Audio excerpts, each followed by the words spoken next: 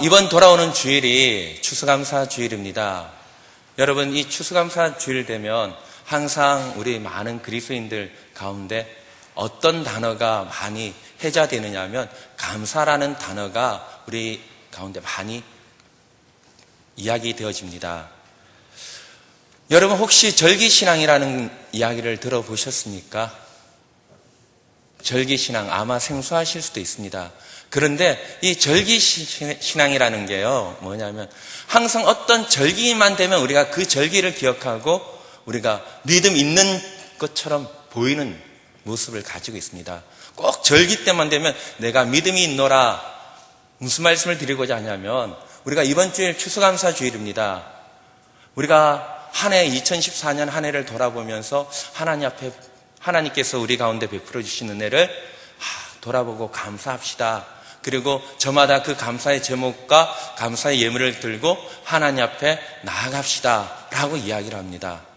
그것이 과연 여러분 추수감사절에만 우리가 하나님 앞에 감사의 예물을 들고 나오는 것이 성경적일까? 저는 그것을 아니다라고 생각합니다. 바로 그것이 우리가 절기신앙인 것입니다.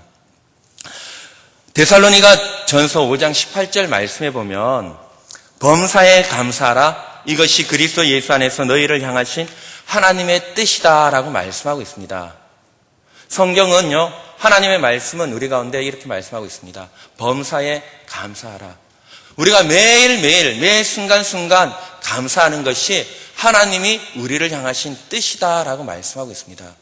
추수감사절 때만, 특정한 절기에만 우리가 하나님 앞에 감사하고, 또 부활절에만 예수님의 십자가만을 생각하고, 성탄절에만 예수님의 나심을 생각하는 것이 아니라는 것입니다. 그런데 안타깝게도요, 오늘날 한국교회 우리 그리스도인들 가운데 이러한 절기신앙이 우리 가운데 너무나도 많이 나타나고 있습니다. 여러분은 얼마나 감사의 생활을 하고 있습니까? 오늘 하루 삶도 여러분 돌이켜보면 얼마나 감사의 말을 하였고 또 감사의 고백을 하였는지요. 아침에 일어나서 지금 이 순간까지 여러분 얼마나 감사하고 있습니까? 자녀는 부모님에게, 부모님은 우리 자녀들에게, 그리고 우리 주변에 있는 모든 지체들에게, 또 하나님께 얼마나 감사하고 있습니까? 우리는 특정한 어떤 은혜를 받아야만이 감사의 거리를 생각합니다. 내가 기도의 응답을 받았다? 그래서 이제 감사하려고 합니다. 항상 우리가 범사에 감사한다는 것, 매 순간순간 지금 내가 이렇게 존재한다는 그 자체도 우리가 감사의 조건이 되어지고 감사의 이유가 되어지는데 우리는 그것을 감사의 조건과 감사의 이유로 생각하지 않는다는 것입니다. 우리는 매 순간순간마다 감사하시기 바랍니다. 그것이 바로 하나님께서 저와 여러분을 향하신 뜻입니다. 얼마나 많이 감사합니까? 여러분, 날마다 매 순간순간마다 여러분 감사하시길 바랍니다. 오늘 말라기 1장 1절에서 5절 말씀해 보면 이 이스라엘 백성들은요, 하나님께 선택받은 백성들이었습니다.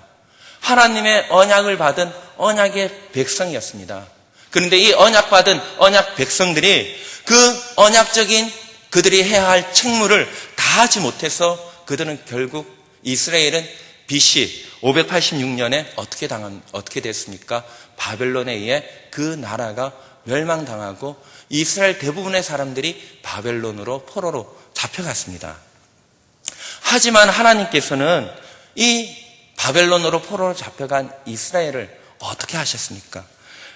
바로 페르시아 고레스 원년에 그들을 다시금 가나안 땅으로 돌려보냈습니다. 가나안 땅으로 다시 돌아오게 하셨습니다. 그리고요, 다시 돌아오게만 하신 것이 아니라 페르시아의 국고를 지원하면서까지 이스라엘을 위해서 성전을 짓도록 후원해 주셨습니다. 이 모든 것이요, 하나님의 사랑이고 하나님의 은혜였습니다. 그러나 이러한 사랑과 은혜를 받은 이스라엘 백성들이 어떠합니까?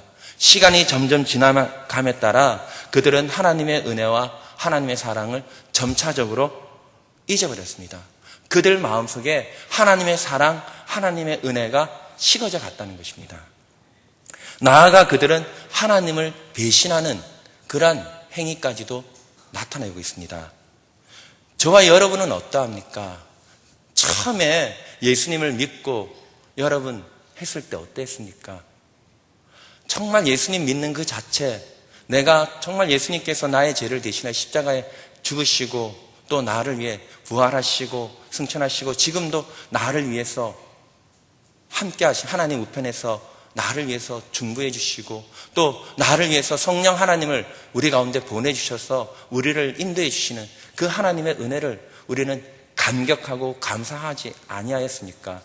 그런데 시간이 점점 지나니까 그 은혜가 우리 가운데 아득히 먼 옛 추억으로 사라졌습니다. 우리의 마음속 저 깊은 어느 한 곳으로 그 십자가의 사랑과 은혜는 저 구석으로 처박히고 어디에 어떻게 됐습니까?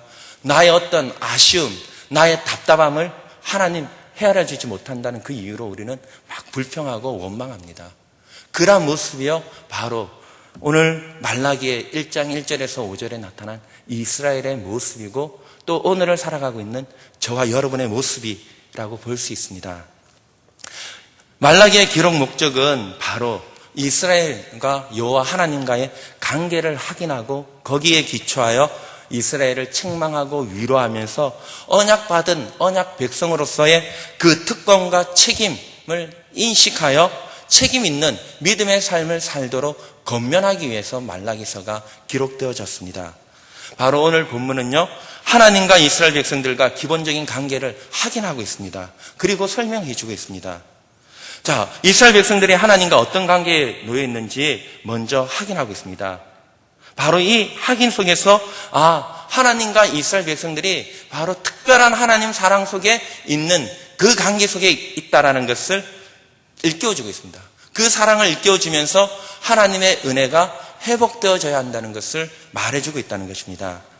오늘 본문의 구조를 보면요, 갈등, 질문과 대답, 이러한 세 가지의 구조로 나타나고 있습니다. 2절 말씀을 보겠습니다. 2절 말씀 우리 다 같이 함께 읽어보도록 합니다.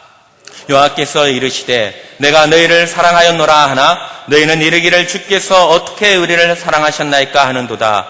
나 여호와가 말하노라 에서는 야곱의 형이 아니냐 그러나 내가 야곱을 사랑하였고. 아멘. 여호와 하나님께서요 이스라엘에게 이렇게 말씀하고 있습니다.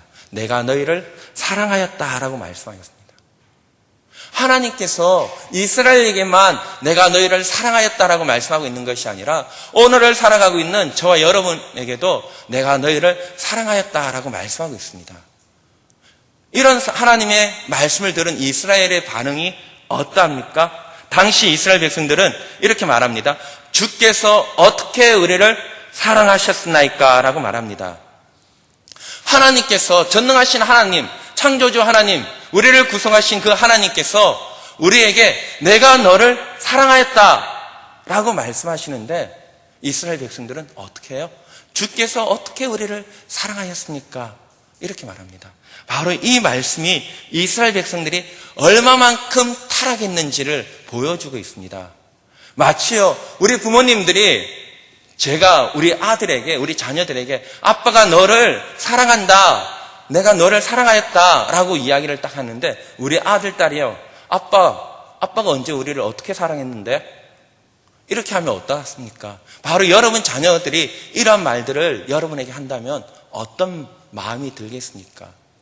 바로 하나님이 내가 너희를 사랑하였다라고 이렇게 말씀하시는데 이스라엘의 반응은 주께서 어떻게 우리를 사랑하였습니까? 라고 보여주고 있습니다. 그만큼 이스라엘이 타락하였고 그들의 마음속에 하나님의 은혜가 상실되어지고 그들 가운데 죄악이 가득 찼다는 것을 보여주고 있습니다.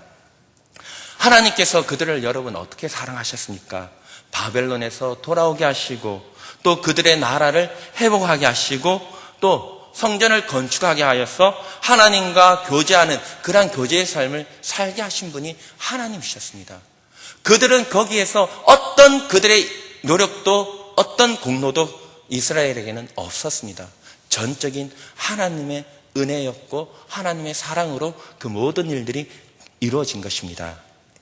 그들은 즐거운 마음으로 하나님께 경배를 드렸습니다. 그들의 잘못을 진지하게 회개하고 하나님의 은혜를 구했습니다.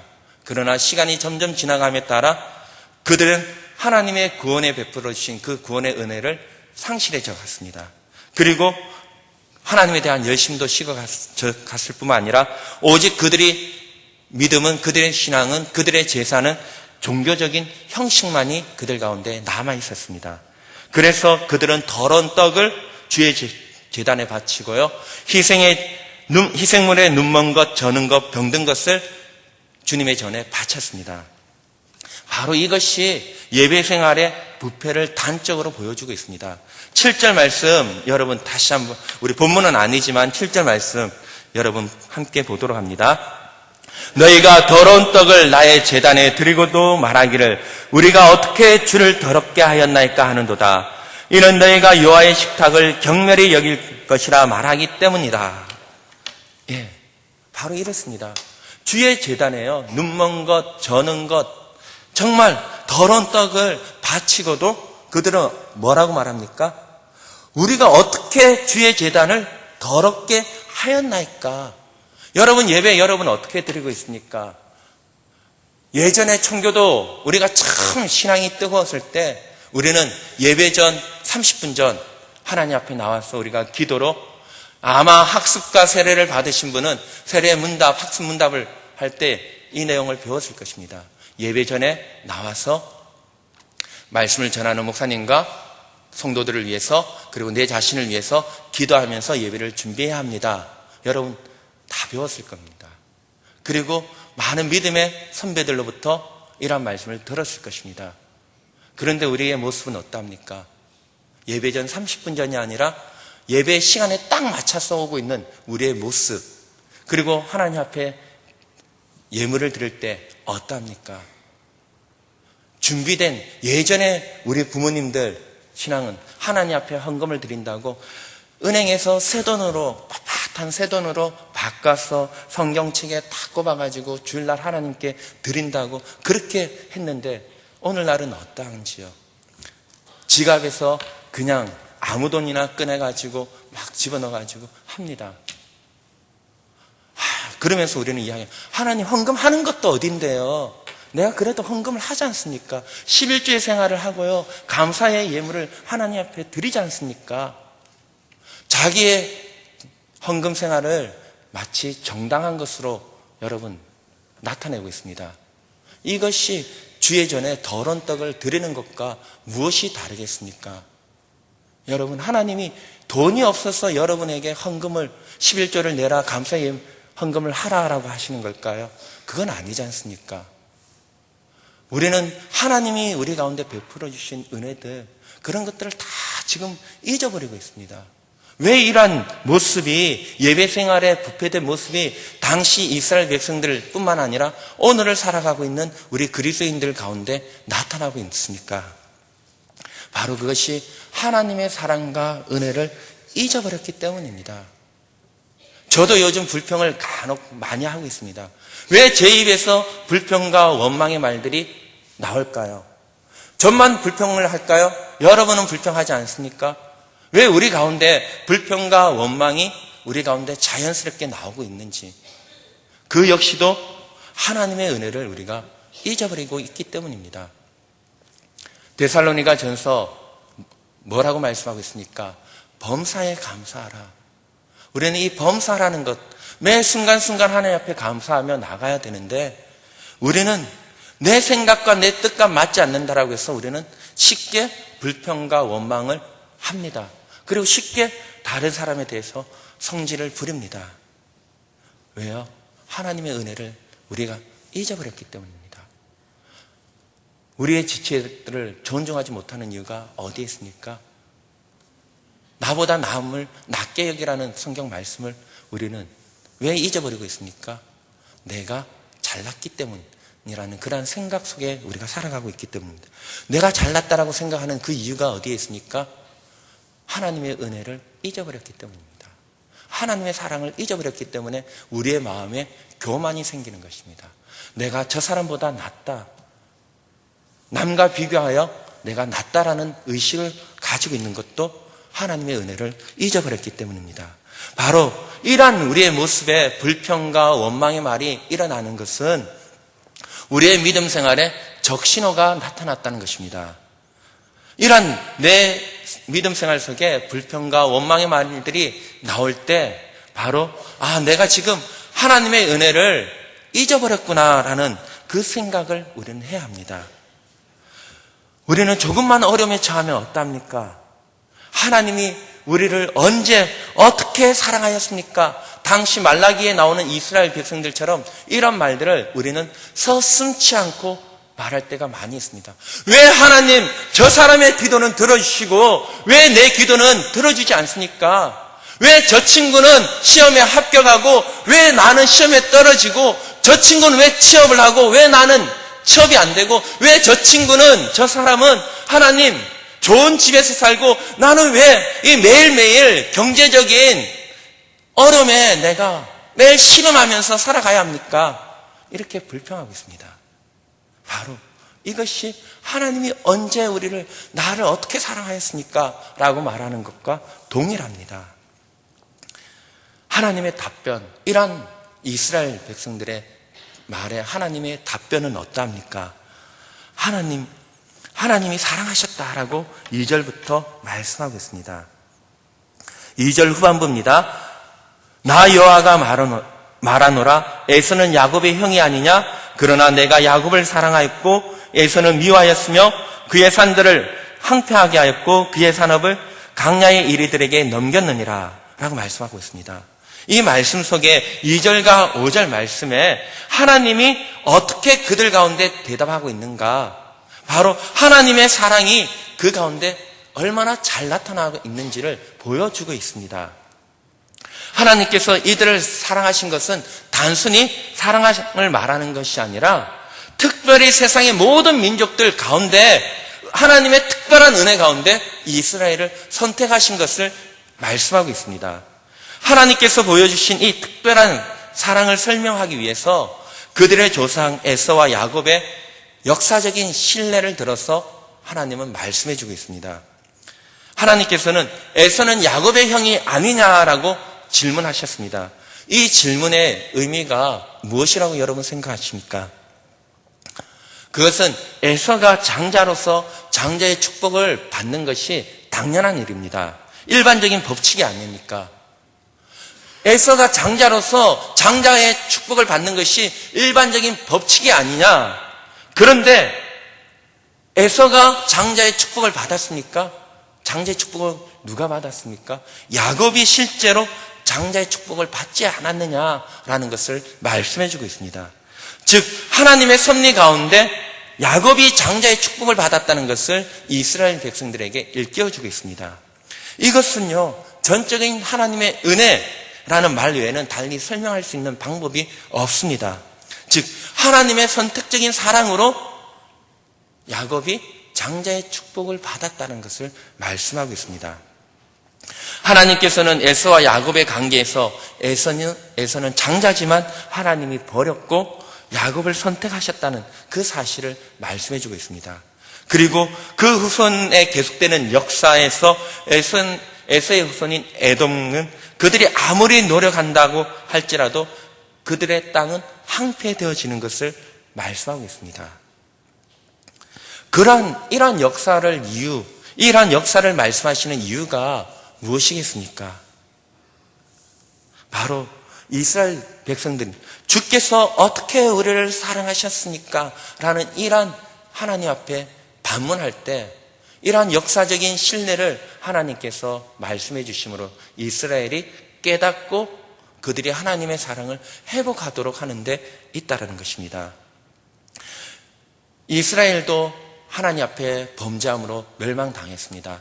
에서의 후예인 에돔도 바벨론에 의해 멸망당했습니다. 그러나 이스라엘은 하나님께서 다시 돌아오게 하셨습니다. 하나님의 사랑이 여기에 있습니다. 저와 여러분을 세상 많은 사람들 가운데 하나님께서 특별히 저와 여러분을 선택하셨습니다. 그리고 부르셨습니다.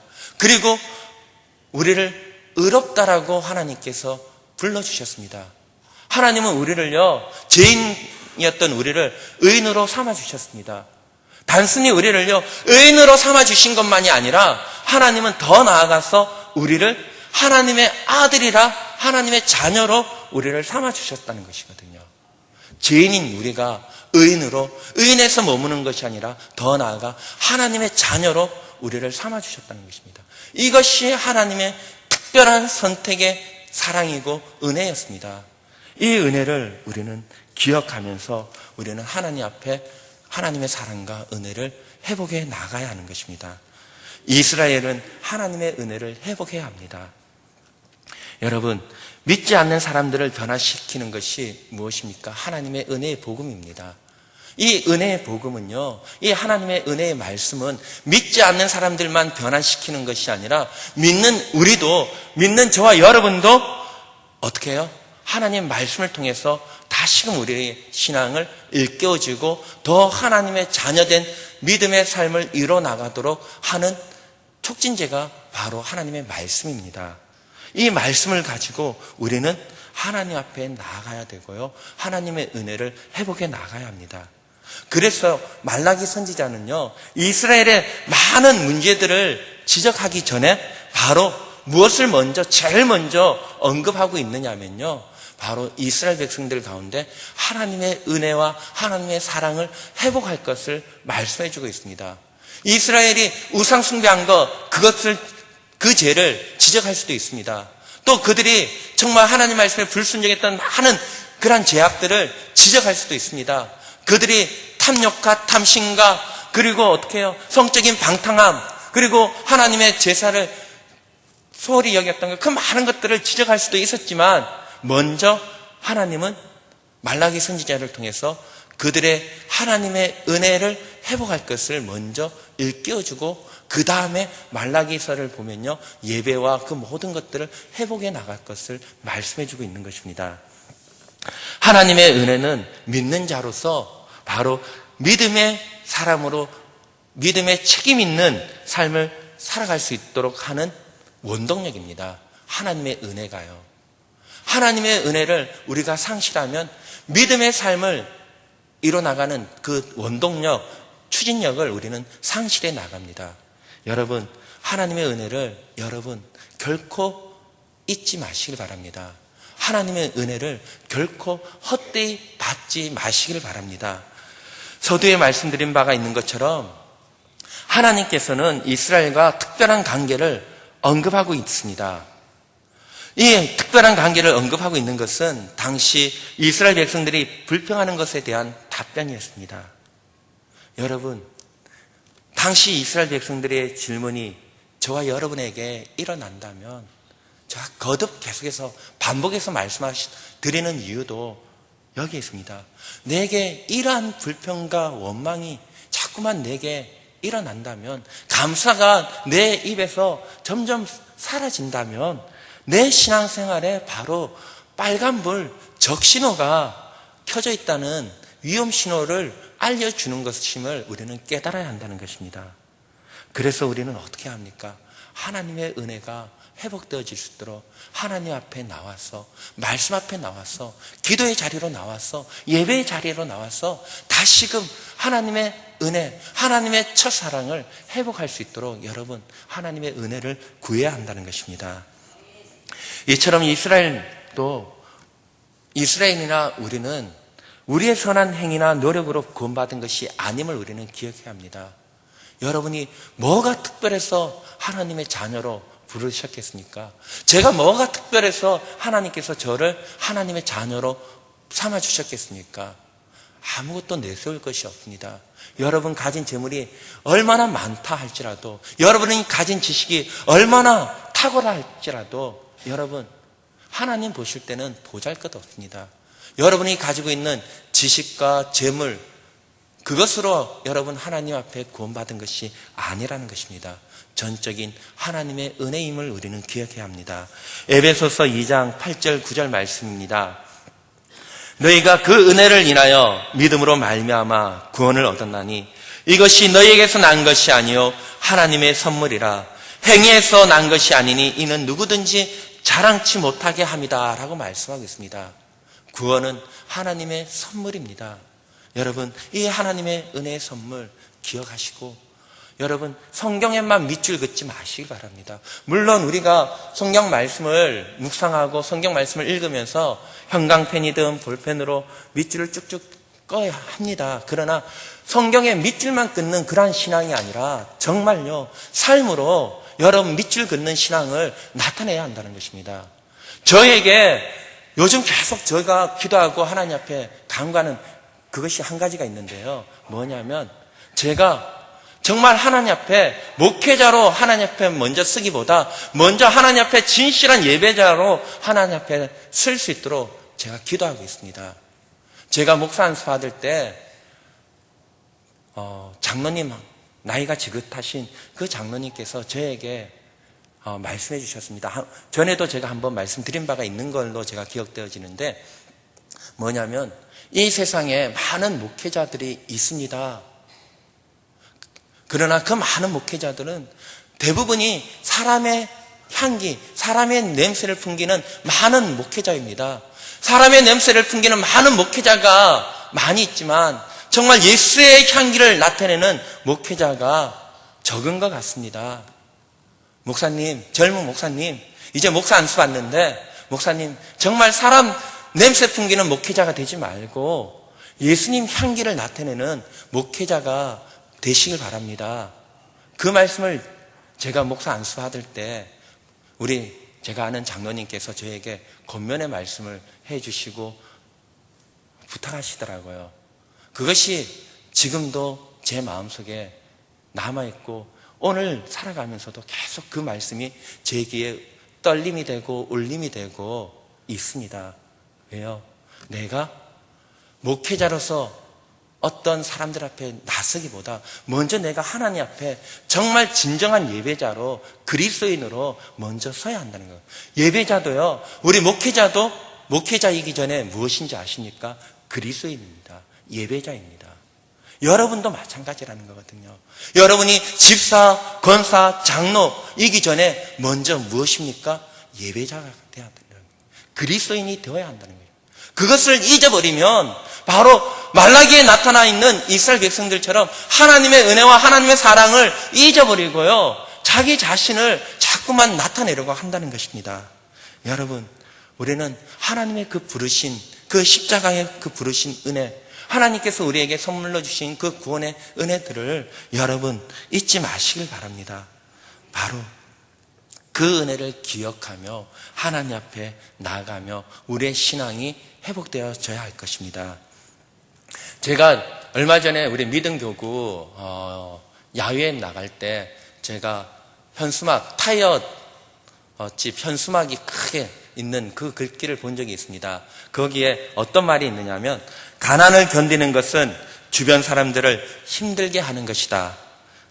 가난을 극복하는 길은 땀을 흘리는 수고입니다. 수고뿐이다 라고 적혀져 있더라고요. 그 글을 읽으면서 제가 어느 권사님께 권사님 저 현수막에 글귀 좀 보십시오라고 말씀드린 적이 있습니다. 참 뭔가 생각나게 하는 말이더라고요. 우리는 가난을, 어떤 고난을 자꾸만 어떻게 해요? 참고 견디려고만 합니다. 그러나 그 고난이든 가난이든 참고 견디면요, 본인과 주변 사람들만 힘들게 합니다. 그러면 어떻게 해야 합니까? 그 가난과 고난 견디는 것이 아니라 극복하는 길은 여러분이 땀 흘려 수고해야 되고요, 또 우리가 그러한 것들을 하나님의 앞에 나와서 하나님이 주신 그 은혜와 능력으로 우리가 땀 흘려 수고해야 한다는 거거든요. 그것이 진정한 그리스도인의 삶입니다. 허랑방탕하게 하나님의 일을 한다면서 시간과 여러분 그러한 삶을 허비하는 것이 아니라 여러분 땀 흘려 수고해야 합니다. 왜 땀 흘려 수고해야 합니까? 하나님이 주신, 내게 주신 그 사명을 이루기 위해서 여러분 땀 흘려야 합니다. 그리고 내게 지금 닥친 고난이 있으니까 그 고난이 내게 있다면 그 고난을 견디려고 하지 말고 그 고난을 통해서 극복하여 하나님께 영광을 돌릴 수 있도록 우리는 하나님의 은혜를 구하고 그 고난에 맞서 싸워야 한다는 것입니다. 여러분, 이처럼 우리 가운데 갈등이, 고난이 없을 수는 없습니다. 신앙적인 갈등도 생기게 되어 있습니다. 만약에 우리 중에 나에게는 신앙적인 갈등은 요만큼도 없어, 하나도 없어 라고 말하는 사람은요, 거짓말쟁이일 것입니다. 자신을 속이는 자일 것입니다. 왜요? 많은 믿음의 선배들도요, 다 고난 가운데 그 믿음의 삶을 살았고요, 신앙의 어려움 가운데 번민하면서 살았습니다. 특별히 많은 믿음의 선배들이요, 어떤 말씀대로 살았습니다. 그러나 말씀대로 살지만 때때로 그 말씀대로 이루어지지 않는 그런 현실을 보면서 믿음의 선배들이, 믿음의 손자들이 어땠습니까? 갈등했거든요.